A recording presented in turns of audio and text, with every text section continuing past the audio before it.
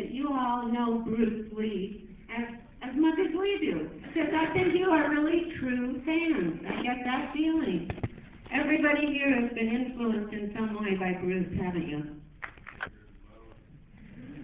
Okay, the question is, did Bruce ever get in any street fights out here in Seattle? Because the film talks about, his fighting ways in Hong Kong as a kid, but as a matter of fact, yes. He did have a fight with some karate guy that had challenged him, and this was before me, so I just know the story. But this guy challenged Bruce, and they set up a date to have a formal challenge, I think, at a YMCA, I think. And anyway, it took all of 11 seconds. Which is why he thought that other fight with the guy in the movie, Wong in Oakland, took 3 minutes, was like forever.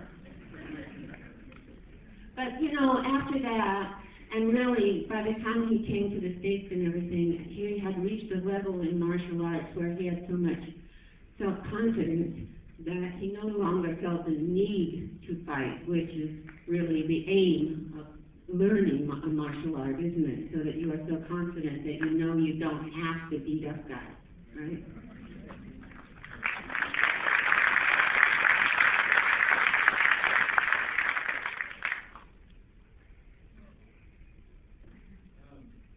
How many hours do you work on martial arts every day? How many hours do you work every day in martial arts?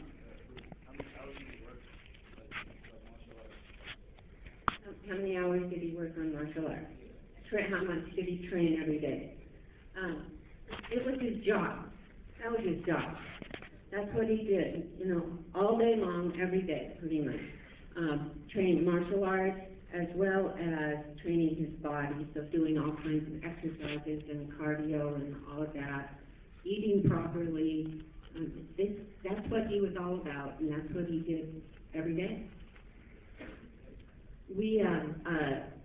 I sometimes do a video log on our website at brucely.com, and we sometimes go into his daytimers and look and see, well, what was my dad doing on a particular day in 1957 or what have you. And in his daytimers, at times he would write down, 1,000 punches with my left hand, 1,000 punches with my right hand, I ran 7 miles, I da-da-da. So he trained a lot.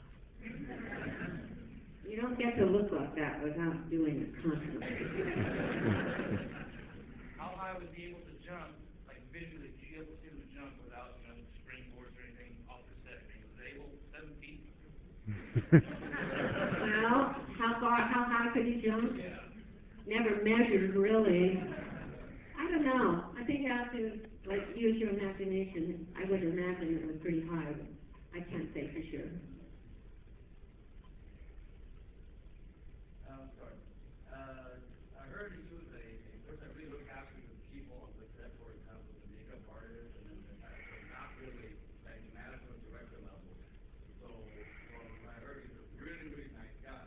And then he really liked this, he had his own way of I heard a story, I don't know if it's true or not, but like a makeup artist said, I actually went to talk to her. So they say, okay, I don't know, 16 hours shooting, whatever. And then we go, okay, back. And then the makeup lady goes, there's a lot that we get double pay. I don't know if you heard about this or not. It's very funny. And then he goes, how much longer? He goes, about 15 minutes. They go, okay. Yeah. Time up? Okay, time up. Why not? The thing is, my serious question is there any director in Hong Kong movie business that they actually respect it enough? Yes, You mean back in the day, I guess. Yeah. He directed his own movie, The Way of the Dragon. It's precisely because he did not have faith in any of the current directors at that time.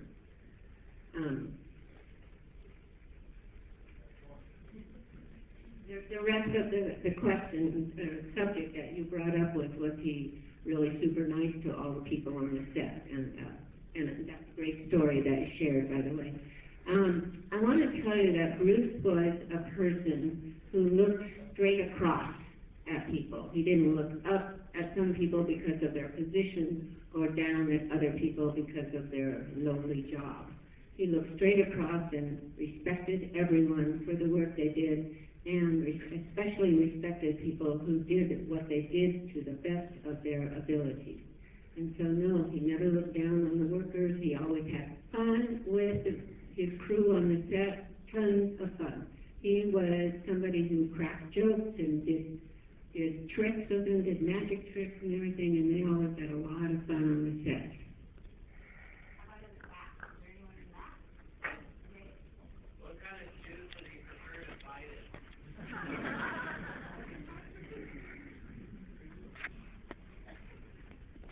Well, you know, in the movies he wore ASICs, I believe, in Game of Death. But I know that sometimes he would train in just regular old shoes sometimes too, because as a real fighter, you had to be prepared at any time, no matter what your footwear was.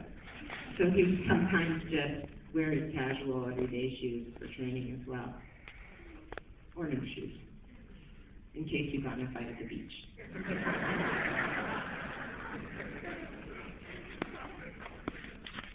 I was just wondering, where did Bruce get his cool cat-like sounds? I mean, I got out of a lot of fights just by screaming.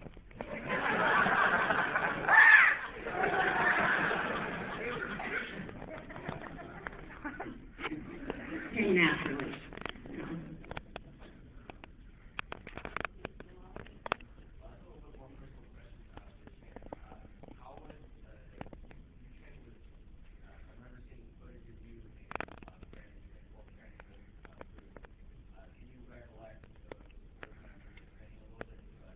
But definitely, he was always showing us things and having us punch things and kick things and do all sorts of things like that. And he was constantly playing with us. Not to mention movie making. Shannon and Brandon made the cutest little film. They had a little script and did a little film, and so they were doing that too. It was really cute.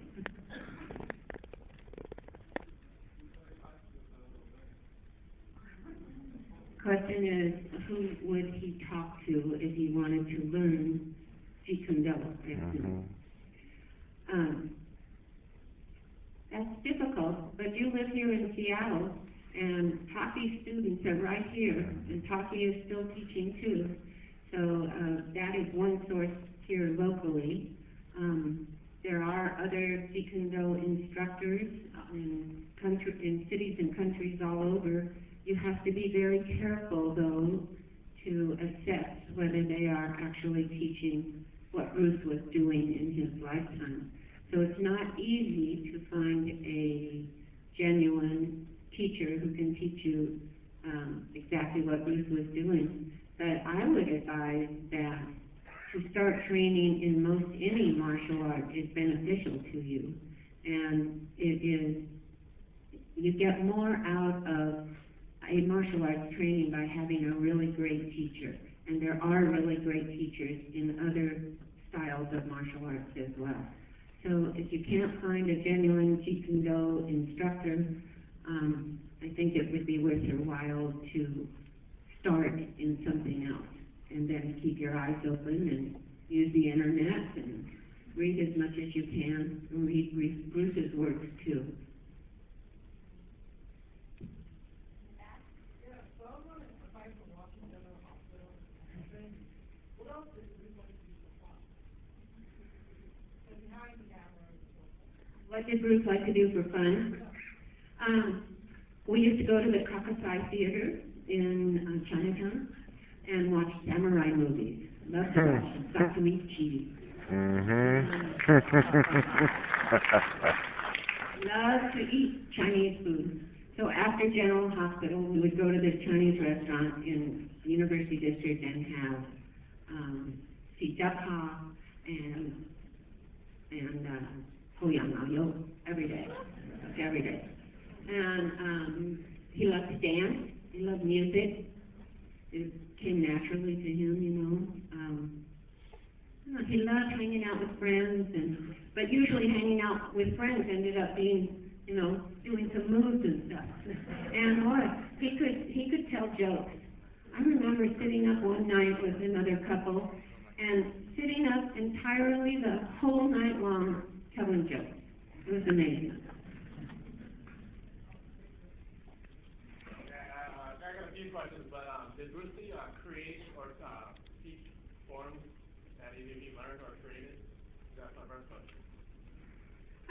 Bruce knew a lot of forms, katas, they call them, from different styles of kung fu, karate. He knew them and he could perform them expertly. But he really didn't believe in teaching them, and he did not believe that they were really a useful way to learn combat. So that's how he felt about them. He could really perform them beautifully, though. Because I think it would be cool at the museum that they create if the family or even the school could represent or do something in honor. It's an opening. And then my other question was, how long did he take, or how quickly did it take him to heal during his injury? I'm sure that's an inspiration for a lot of people that hurt themselves as well. The question was, how long did it take Bruce to get over his back injury? It was a full 6 months, really, before he was back to doing his kung fu, the first moves, and then continued his rehabilitation. But for practically 6 months, he was just flat on his back, and it was a really difficult time for him. But you know what? We are all the beneficiaries of that time, because during that time, he didn't waste his time. He spent that time doing a lot of writing, and we have so many notes that he wrote about the combative arts and about training and about philosophy and motivation, and a lot of that was written during the time when he was flat on his back.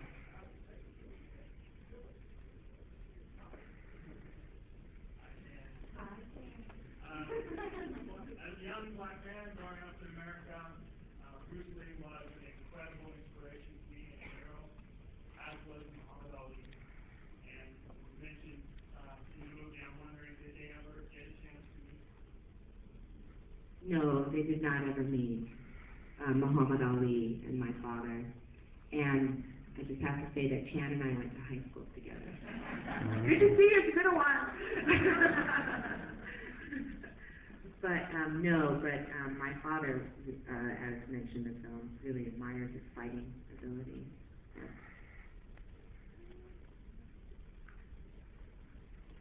I'd like to ask you, how close was the movie Dragon, Bruce Lee's story, to real life story?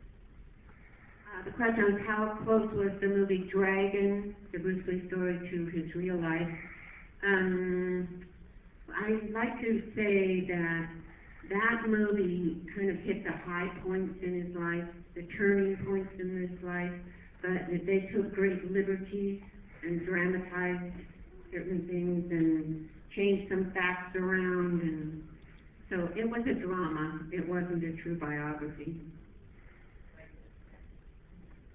So, obviously, growing up watching a lot of Bruce Lee movies, I play a lot of video games, and there's all sorts of portrayals, influence Bruce Lee characters. I think he's one of the most influenced that I can see from video games, from Street Fighter to Tekken.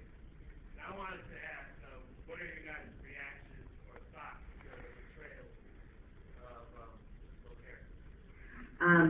The question is about the Bruce Lee homages in many video games, such as Tekken and Street Fighter, and what we think about that. I think it's wonderful that people have wanted to pay homage to him and have recognized his fighting prowess and fighting genius in video games. Of course, it would be awesome, wouldn't it, if there were a Bruce Lee video game that actually had him in it, right? And we are working on that right now. So, it's been I manage all of the business stuff. I run Bruce Lee Enterprises, and our rights have been represented by different people for many, many years, and a lot of different people had the right to try and do video games, and they did not handle it successfully. And in 2008, and then again more recently, just at the end of 2011, we actually just reacquired all of those rights, so that's why we are now able to do a Bruce Lee video game, and we're really excited about it. Awesome. Yeah.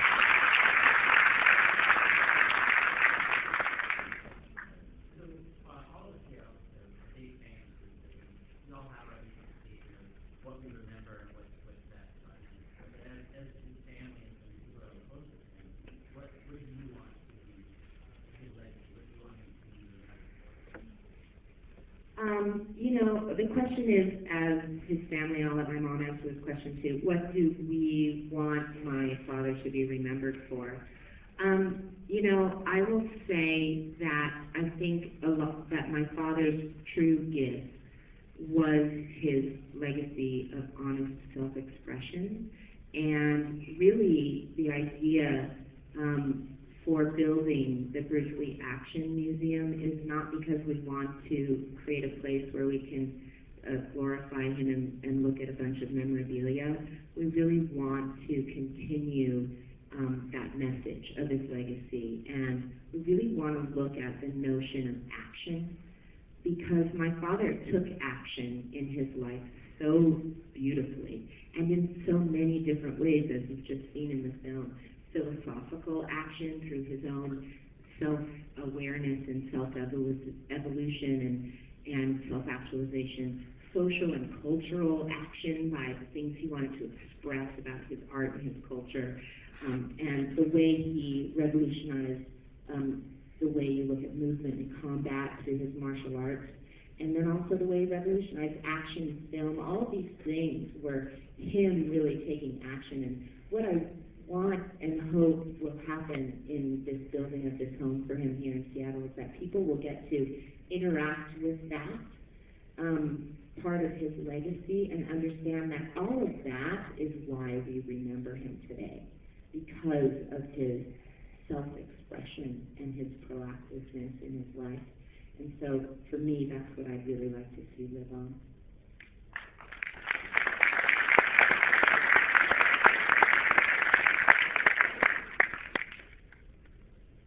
On a lighter note, I know that nutrition was part of his discipline, but did he have any guilty pleasures like cookies, or what was his favorite meal? Did he have any guilty pleasures? Oh yeah, he couldn't have been that healthy. He liked root beer.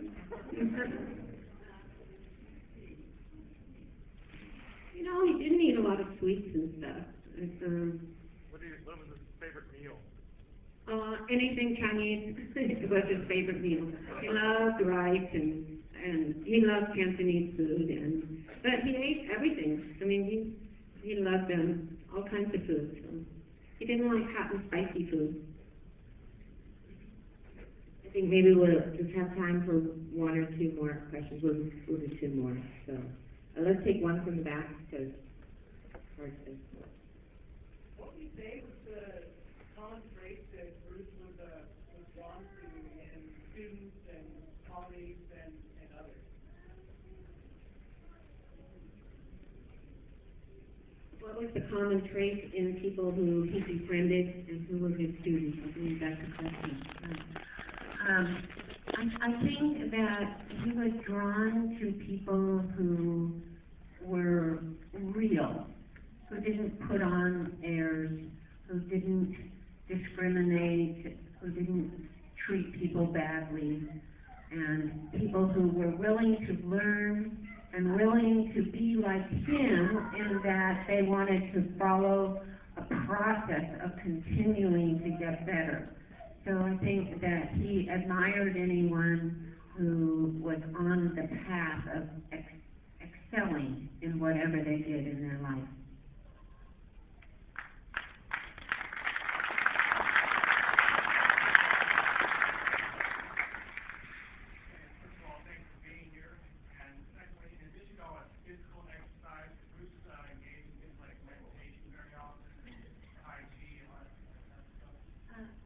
Yes, the question is, did Bruce engage in meditation and Tai Chi and different aspects like that? And the answer is yes.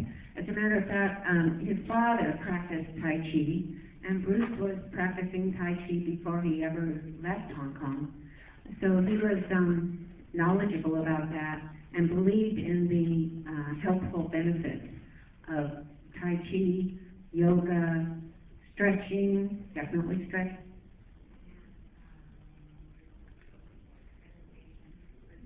All right, better.